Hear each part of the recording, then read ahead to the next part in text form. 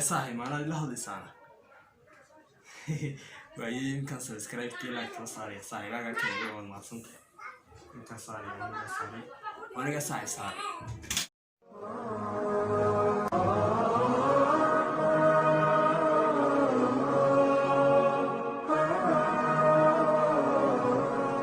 السلام عليكم فيديو waxaanu kaga hadli doonaa arrimaha guurka raajiyay ama waxa sababay inuu guurku ka raago hablaha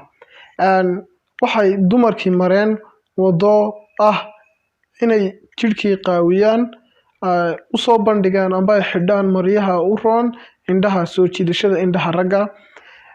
waxa soo batay hablaha isticmaalaya TikTok iyo Instagram-ka oo ku soo bandhigaya jirkooda iyo quruxdooda kolley wadadaas waxa loo marayaa markay inantu waa inay hesho guur wanaagsan mustaqbal wanaagsan iyo nin wanaagsan oo ay ku noolaato nolol qurux badan oo lagu garab taagan yahay laakiin waxa dhacday taa cagsigeed oo hablihii sidaa u quruxda badnaa ee sidaa isku soo bandhigay waxay noqdeen kuwo uu guurku ka raago inta u badan hablaha asturan in qurux aad u sii badan lahayn ayaa noqday kuwo ka guur badan hablihii ayagu jirkooda qaawiyay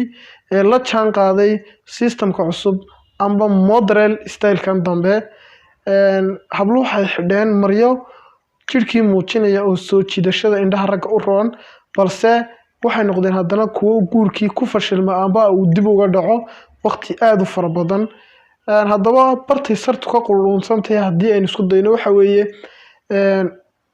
inamadu amba raggu ma jecla danta guud inan xidhatay maryo qurux badan oo ku dhegsan oo soo jiidanaysa inama jecla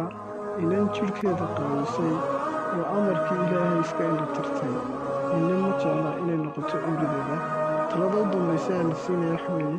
inaad ku dadaashaan asturnaanta iyo xijaabka. Wassalaamu calaykum waraxmatullahi